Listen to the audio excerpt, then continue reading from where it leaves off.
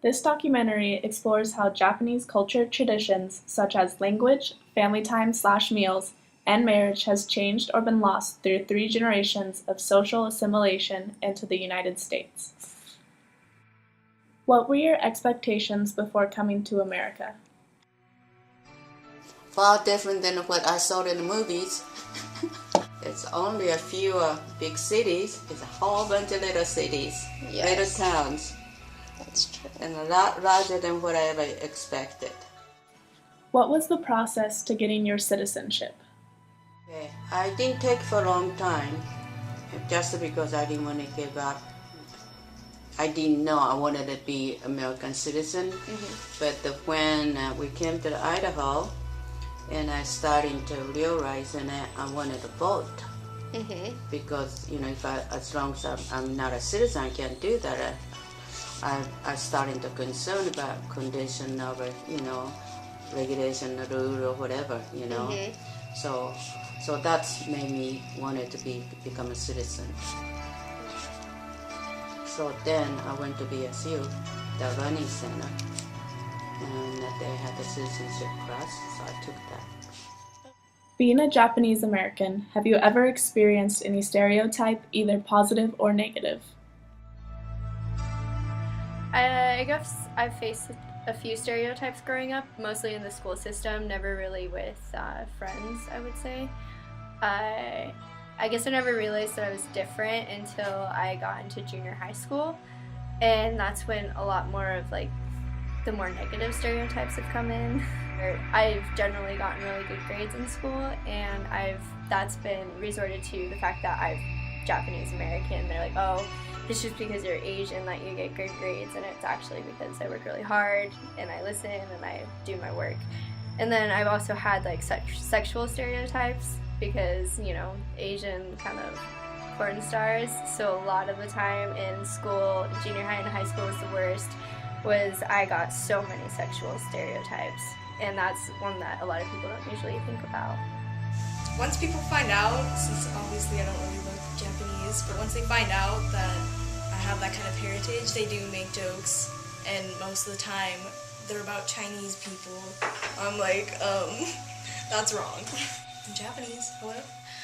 The worst was probably Summerton, Alabama, and Glens Ferry, Idaho was the absolute worst. And it was by teachers, not by children, both times. Did you face any discrimination? If so, what kind? No, actually being a Japanese was plus. In what way? Most of the time. They automatically they think we are intelligent people because they have a lot more education. There were times that, we're outsiders no matter what, because anytime anybody saw my mom, they knew right off the bat, oh, you're not an American. In a traditional Japanese family, the man is always the head of the household and works long hours to support the family, while the wife stays at home and manages the house and the children. Through assimilation and globalization, the Japanese population is now experiencing an upside-down population pyramid. They have a huge aging class, and a very small percent of the young population is getting married and having kids. Most of them are choosing careers over family. A subtype of the traditional family structure is the multi-generational family. When visiting a family, removing shoes is another prevalent practice in Japan, and many houses even offer you a set of slippers to wear after you take off your shoes. When attending someone's house, it is normal to receive a gift from the host and for you to bring a gift. However, it is considered bad manners to open the gift immediately. What traditions did your mother pass down to you? My mother did a really good job of keeping the food as part of the family. I feel like I wish that I would have known a little bit more about my culture, but being only a quarter Japanese kind of takes that away automatically. My mom was ashamed because it was Vietnam. She had a lot of discrimination, but food was a big part.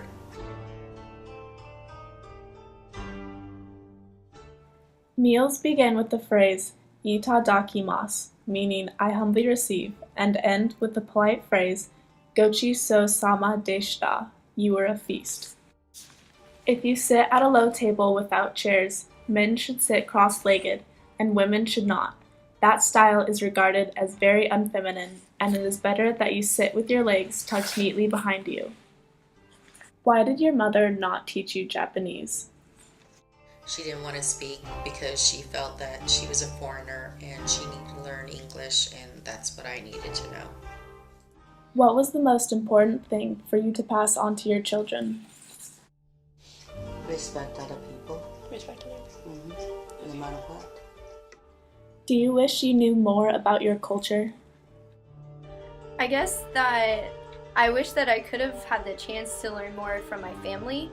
I really liked the idea of being a Japanese American, so I went and sought out the culture myself. I took Japanese all 3 years of high school, and I took 1 year of it in college, and I was in the Japanese club at my other college when they didn't offer the class, and I helped teach beginner Japanese.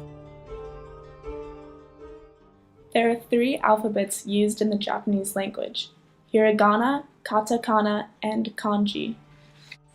Hiragana is the native Japanese alphabet.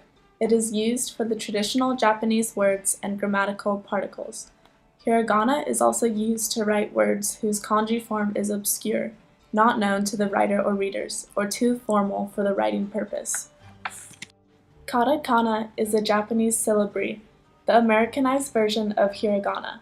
It is used to spell and pronounce American names and words such as McDonald's and Jessica. The word katakana means fragmentary kana, as the katakana characters are derived from the components of more complex kanji. Kanji is the adopted logographic Chinese characters that are used in the modern Japanese writing system, along with hiragana, katakana, Hindu-Arabic numerals, and the occasional use of the Latin alphabet.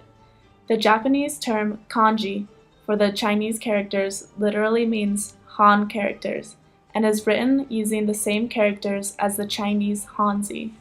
All 3 alphabets can be used in the same sentence and even the same word, which is the part of what makes the Japanese language so complex. Traditionally, the religious wedding ceremony is held in Shinto style at a shrine. In the ceremony, the couple is purified, drinks sake, and the groom reads the words of the commitment.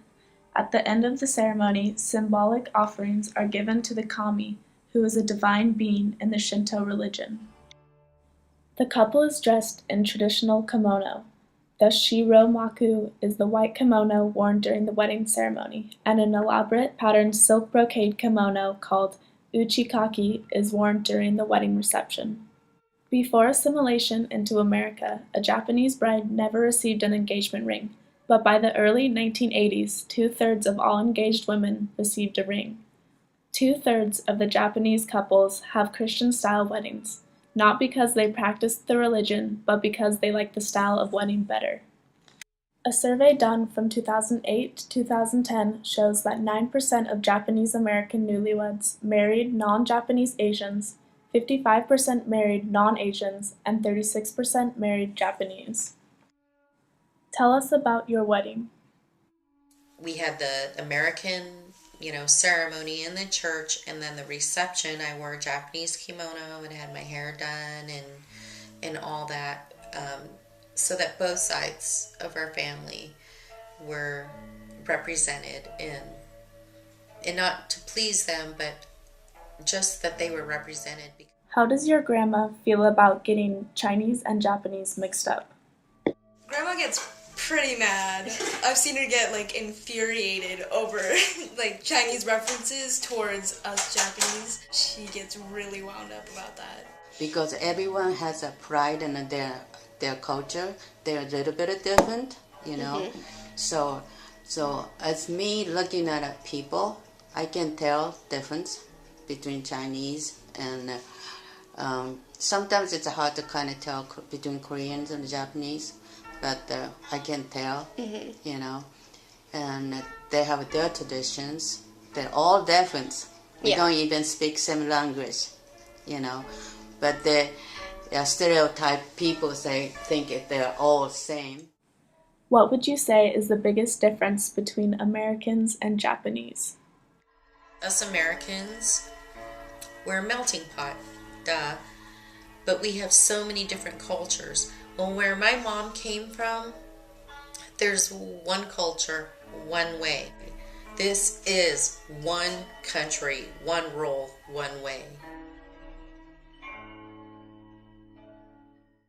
As a result of the bombing of Pearl Harbor on December 7, 1941, President Roosevelt signed Executive Order Number 9066, stating that any person with 1/16 Japanese blood or more to be removed from their homes and placed into internment camps. Internment camps are defined as prison camps for the confinement of enemy aliens, prisoners of war, and political prisoners. The signing of the executive order resulted in more than 120,000 Japanese Americans being removed from their homes and scattered between 10 different internment camps located throughout the U.S. The largest internment camp was Camp Minidoka, located in Idaho, 17 miles northeast of Twin Falls. Minidoka hit its peak population of 9,397 on March 1, 1943. At these camps, entire families were housed in barracks with one-room cells. Surrounding all the camps were U.S. military personnel and barbed wire perimeter, allowing no escape.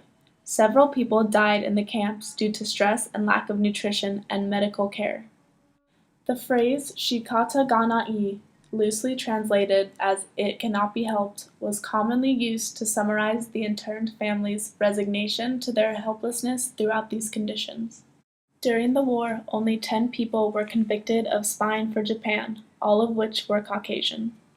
Throughout the war, media often portrayed the Japanese as sneaky spies and bloodthirsty killers.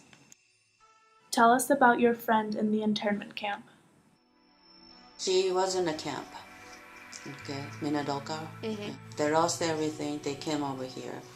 Her brother went into the army, fought World War II, okay? And but they didn't really have the hatred towards Americans, but instead they're all Japanese people, and they said we have to be educated so it won't never happen again, so they can be more prepared. When surveying students ages 18 to 22 on the campus of Boise State University, the top 3 stereotypes described were that Japanese are bad drivers, smart, and have a smaller build. When asked, "Do you know what the Japanese American internment camps were?" 61% responded yes, 28% responded no, and 11% responded kind of. When asked, "Did you know that the largest Japanese internment camp was in Idaho?" Interestingly, the responses were split evenly, with 50% yes and 50% no. Have you ever felt ashamed of being a Japanese American? Not really. I'm pretty much more proud of it, I guess, because it's a really cool thing.